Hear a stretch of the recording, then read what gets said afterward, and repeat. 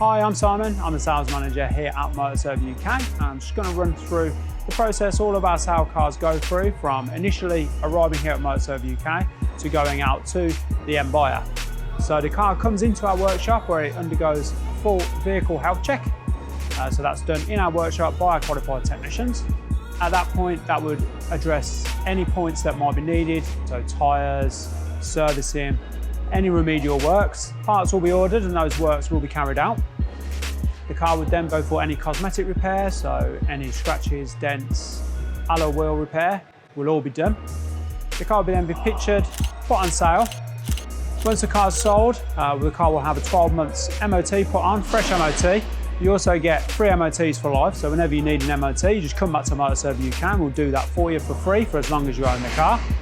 Final part of the process is the car will undergo a pre-delivery inspection, which is essentially the vehicle health check, but just to make sure all of those works have been done, which is filmed, and then you can be sent on to the end buyer. Then the car will be handed over by our salesman to enjoy its new life with the new owner.